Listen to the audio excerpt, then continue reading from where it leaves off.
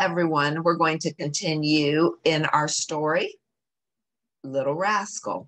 And the new section now is autumn. We finished summer and now autumn. I'm going to read half of this section and then we'll continue on another day for the second half of autumn. Here we go. When we returned to Brailsford Junction, I realized that there was no way to avoid the sad duty of buying a collar and leash for Rascal and building him a cage. I had made a promise and I must keep it. One of my problems was money. When I counted all my quarters, dimes, and nickels earned by mowing lawns and selling vegetables, I knew that after buying the collar and leash and the lumber and chicken wire for the cage, I would be practically bankrupt. It would take me many months to save enough for the canvas to cover my canoe frame, and that meant that the canoe would have to remain in the living room through another winter. In those days, children had to earn their spending money. No child I knew had an allowance, so it was up to me to finance every purchase. I had even earned the money to pay for my bicycle and my fishing equipment. Sterling is very industrious.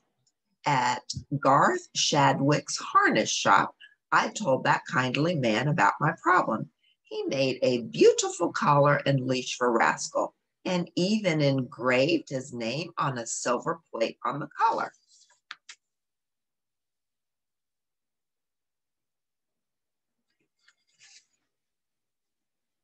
I wasn't certain Rascal would like to have the collar put around his neck.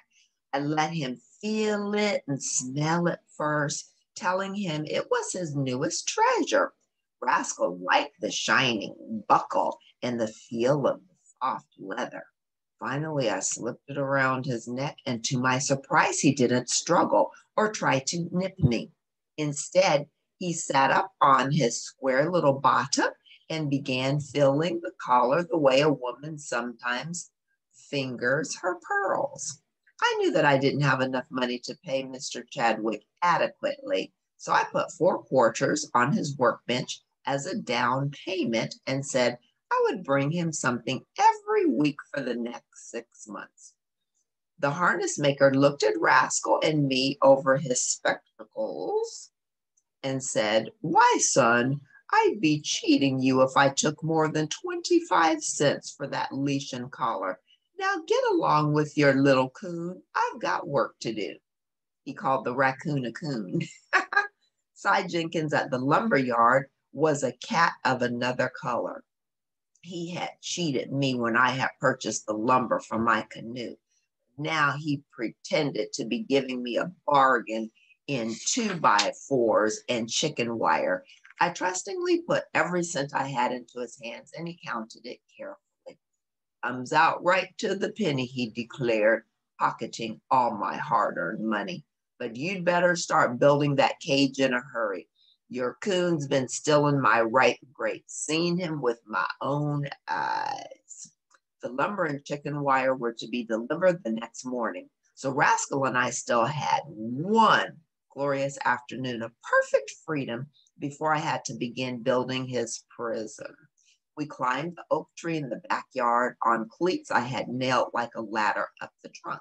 And there we shared a lunch of jelly sandwiches and listened to the wind rustling through the green leaves around us.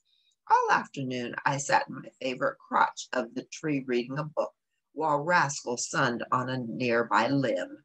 We were tree dwellers, hoping that we would never need to touch the ground again.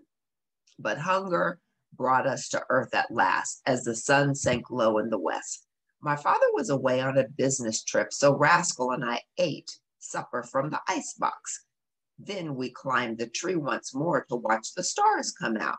I told my little raccoon everything my mother had taught me about the stars before she died, and I pointed out 2 constellations, the Great Bear and the Little Bear.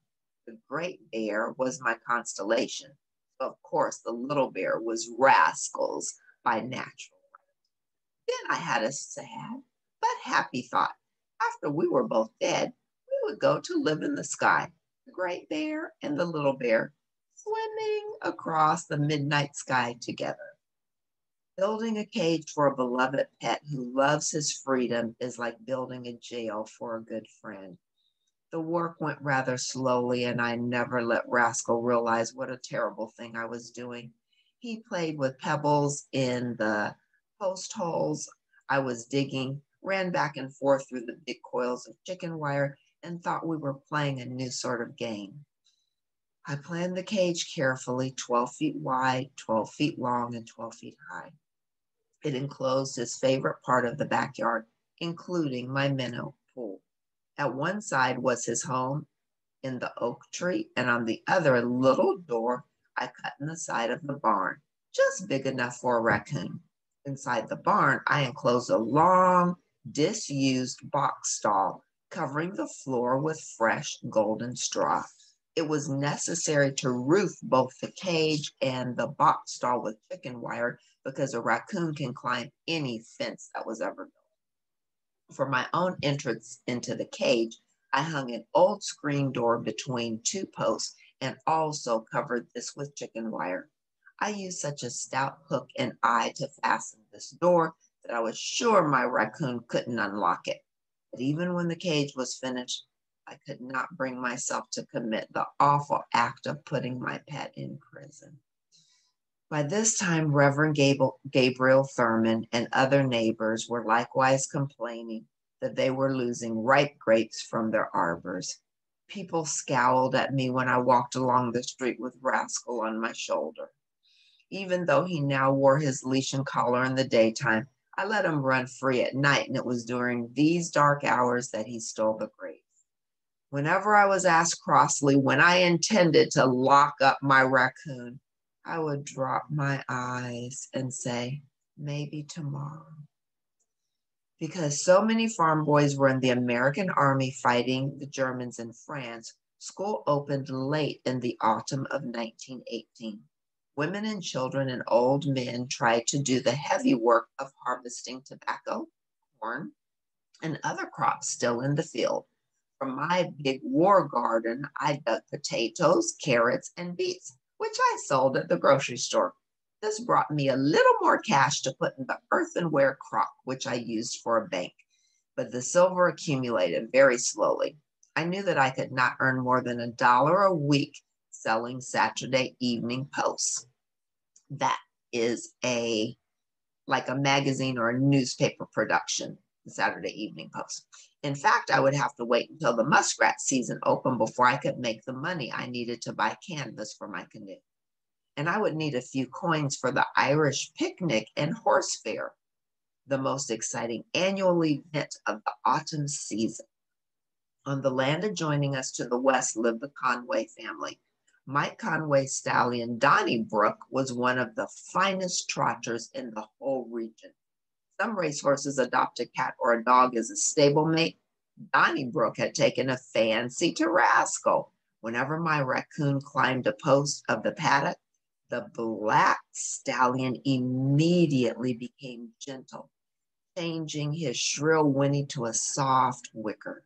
He would trot over to the fence and nuzzle my small raccoon, while Rascal ran his sensitive hands over the big velvet muzzle, fingering the bright rings of the halter.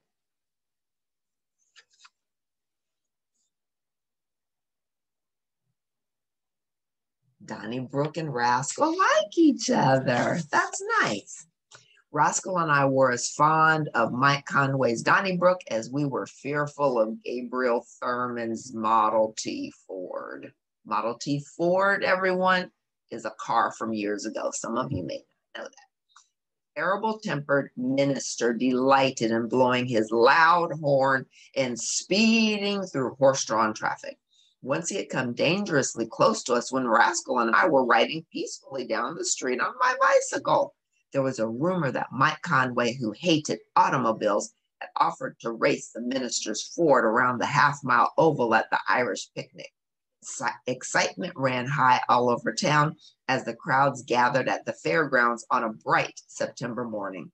Rascal and I rode the merry-go-round and the Ferris wheel. Then I entered the blueberry pie eating contest.